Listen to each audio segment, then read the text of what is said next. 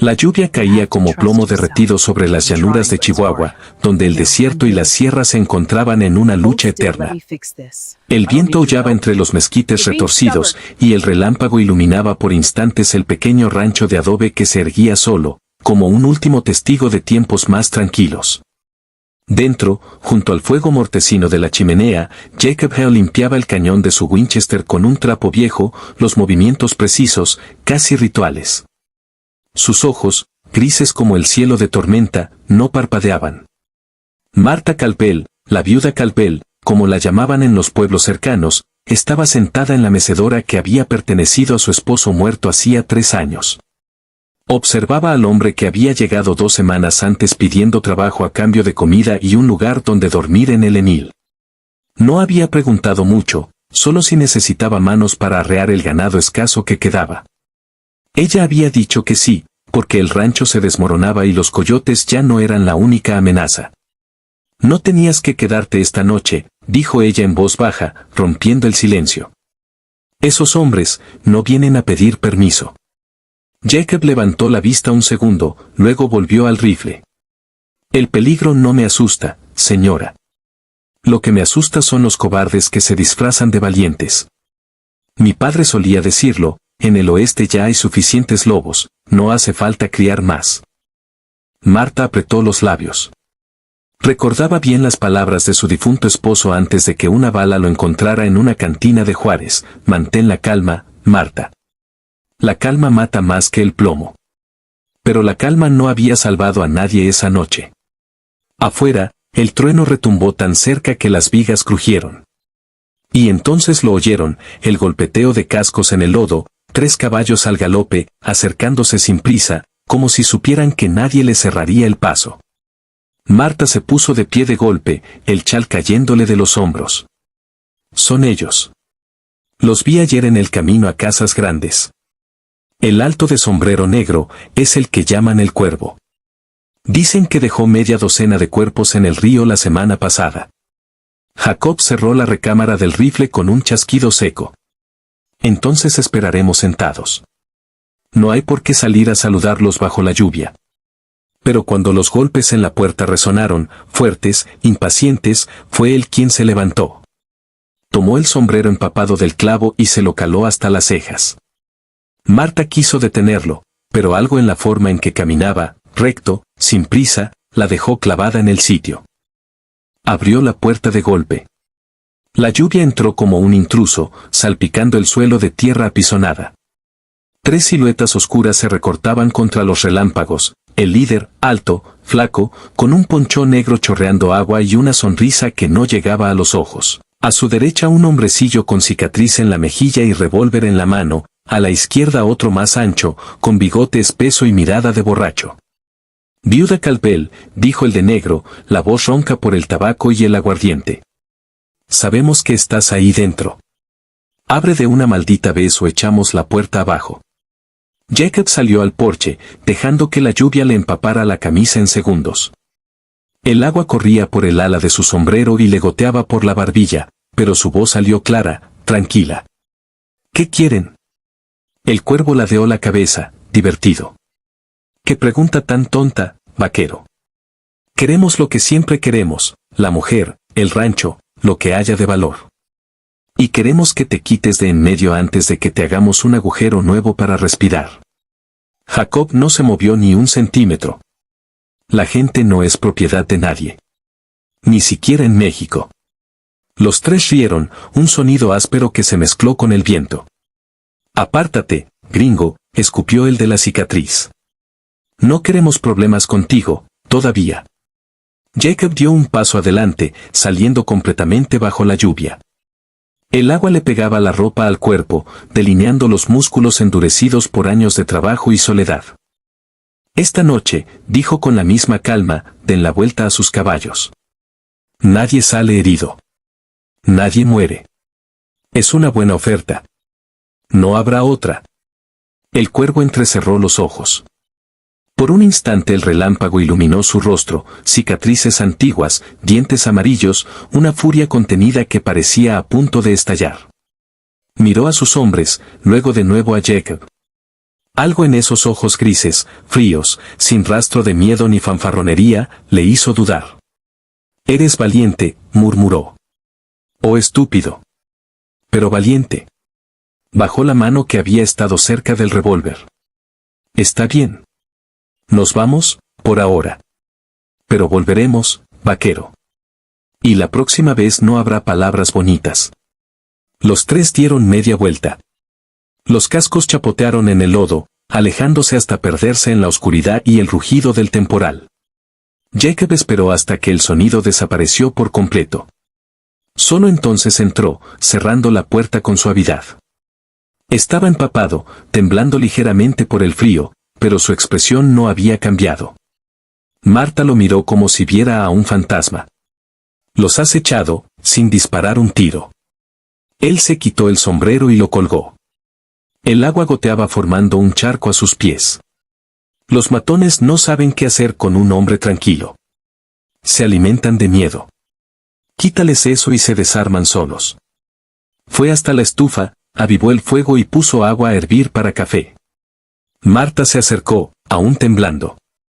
«Podrías haber aceptado lo que te ofrecí antes», dijo ella en voz baja. «El rancho necesita un hombre. Yo necesito a alguien. No tenías que arriesgarte así por nada». Jacob sirvió 2 tazas humeantes y le tendió una. Sus dedos se rozaron un instante. «El respeto no se toma, señora Calvel. Se gana. Y no se gana aceptando lo que no se siente de verdad».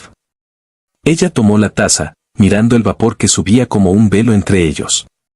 Por primera vez en años, el rancho no se sentía frío. No era el fuego de la chimenea. Era otra cosa, la certeza callada de que, al menos esa noche, no estaba sola. «Vine aquí huyendo», confesó ella, casi en un susurro. «Pensé que encontraría paz, o al menos olvido.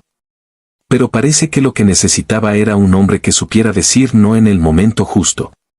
Jacob sonrió apenas, una curva pequeña en la comisura de los labios. «Siempre hay lugar en este rancho para quien lo merece». Afuera, la tormenta comenzaba a ceder. Un rayo de luna pálida se coló entre las nubes rotas e iluminó el patio embarrado. Los relámpagos se alejaban hacia las montañas, pero en el aire quedaba el olor a tierra mojada, y la promesa de que aquello no había terminado. Los jinetes volverían. Y cuando lo hicieran, no vendrían solos. La mañana siguiente amaneció clara, casi cruel en su belleza. El sol quemaba el lodo endurecido del patio, convirtiendo los charcos en espejos rotos que reflejaban un cielo sin nubes. Jacob salió temprano, con el sombrero calado y el rifle colgado al hombro como si fuera una extensión de su brazo. Revisó las cercas caídas por la tormenta, contó las cabezas de ganado, 23, una menos que ayer, y encontró huellas frescas de botas y cascos alrededor del corral. No eran de coyotes. Eran de hombres que habían vuelto en la oscuridad para medir, para amenazar sin palabras. Marta lo observó desde la ventana mientras preparaba tortillas sobre el comal. Sus manos se movían con la rutina de años, pero su mente estaba en otra parte. La noche anterior había dormido poco, escuchando el viento y esperando el regreso de los cascos. Pero lo que más la inquietaba no era el miedo al cuervo, sino la certeza de que Jacob no se iría. No por ella, no por el rancho. Se quedaría porque era su naturaleza, quedarse cuando otros huían. Cuando él entró, trayendo el olor a tierra húmeda y cuero viejo, ella le sirvió café sin preguntar. «Han estado aquí», dijo Jacob, dejando el sombrero sobre la mesa. Rodearon el corral. No robaron nada, todavía. Solo marcaron territorio. Marta se sentó frente a él. Sus ojos, oscuros y cansados, buscaron los suyos. «¿Cuánto tiempo crees que tenemos?» 2 días. Tal vez 3. Vendrán cuando estén seguros de que no hay nadie más en el camino. Y vendrán con más hombres. Ella asintió lentamente. Hay un pueblo a 2 días a caballo, al sur. San Isidro. El sheriff allí es primo de mi difunto esposo. Podría ayudarnos, si le pago lo suficiente. Jacob tomó un sorbo de café. Estaba caliente, amargo, perfecto. No iremos a ningún pueblo. Si huimos, nos seguirán. Y si pagamos, volverán por más. Esto no se arregla con plata ni con leyes. Se arregla aquí. Marta sintió un nudo en el estómago. No era miedo exactamente, era algo más profundo, como si el rancho mismo estuviera respirando con ellos. ¿Y si vienen 10? ¿15? No somos un ejército, Jacob. Él la miró fijamente. No necesitamos serlo. Necesitamos ser mejores. Esa tarde trabajaron juntos en silencio. Reforzaron la puerta con tablas nuevas, cavaron una trinchera poco profunda frente al porche para cubrirse, llenaron cantimploras y prepararon cartuchos extra. Jacob le enseñó a cargar el viejo Colt que había pertenecido a su esposo. Sus manos se tocaron varias veces mientras él guiaba la suya sobre el tambor. Ninguno dijo nada al respecto, pero el aire entre ellos se volvió más denso, más pesado.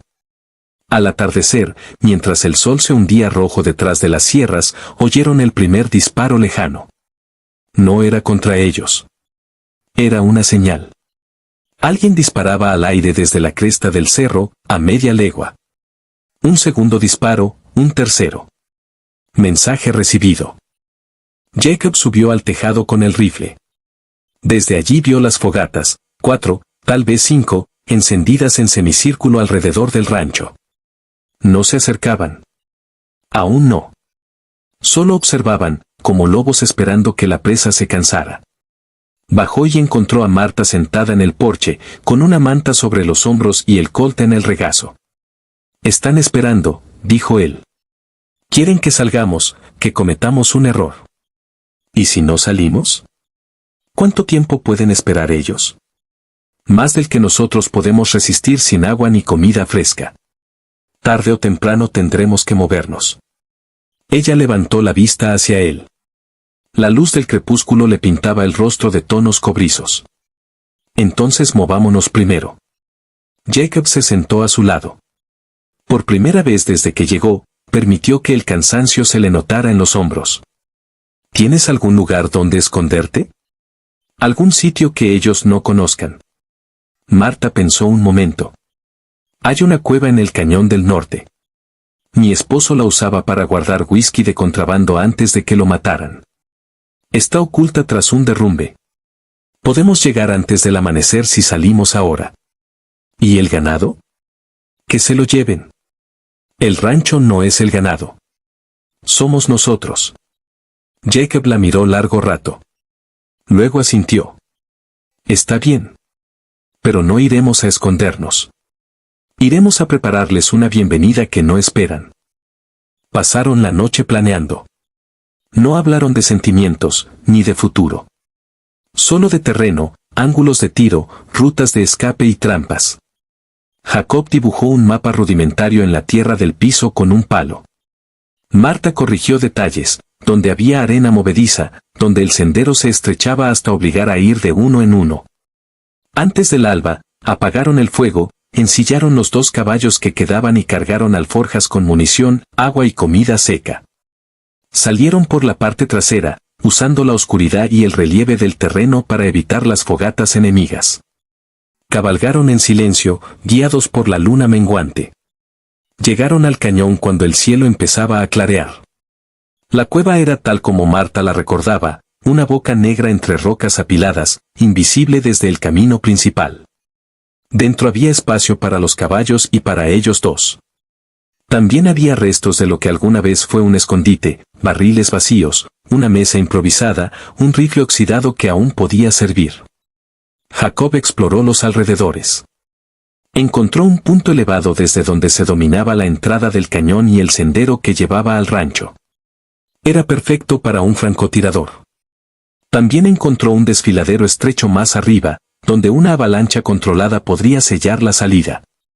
«Podemos hacer que crean que nos fuimos», dijo. «Dejar huellas falsas hacia el sur, hacia San Isidro. Cuando vengan a buscar, los esperaremos aquí». Marta encendió una pequeña fogata en el fondo de la cueva, donde el humo se perdía por una grieta natural. ¿Y si no vienen por el cañón? ¿Si van directo al rancho y lo queman? Entonces perderán tiempo buscando. Y cuando se den cuenta de que no estamos, vendrán aquí. El orgullo les hará venir. Ella se acercó y le tocó el brazo. Fue un gesto pequeño, pero cargado. No lo haces solo por el rancho, ¿verdad? Jacob no apartó la mirada. No. Por un instante, el mundo se redujo a eso, dos personas en una cueva oscura, con el amanecer filtrándose por las grietas y el eco lejano de cascos que se acercaban. Pero el momento pasó. Afuera, el sol salió implacable. Y con él, los hombres del cuervo empezaron a moverse. Desde su posición elevada, Jacob contó 7 jinetes aproximándose al rancho. Vio humo subir desde el techo de adobe. Vio figuras entrar y salir. Vio a el cuervo, inconfundible con su sombrero negro, parado en el porche mirando hacia el horizonte como si supiera que lo observaban. Marta se colocó a su lado con el viejo rifle. ¿Cuánto tiempo crees que tardarán en darnos caza? Jacob ajustó la mira del Winchester. El tiempo justo para que se confíen. Abajo, en el rancho en llamas, el cuervo levantó un brazo.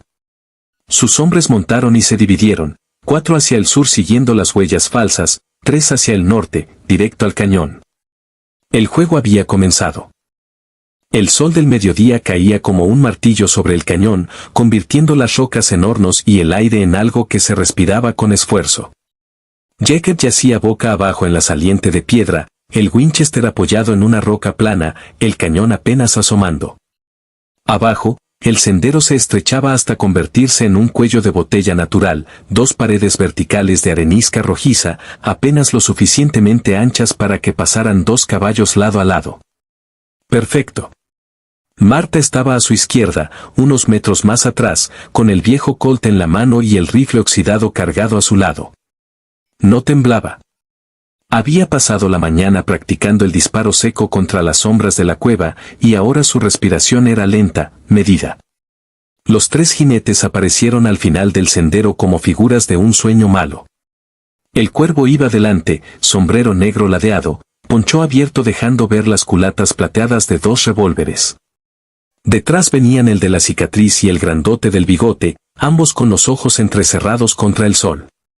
Cabalgaban despacio, buscando huellas, confiados en que la presa había huido o se había escondido mal.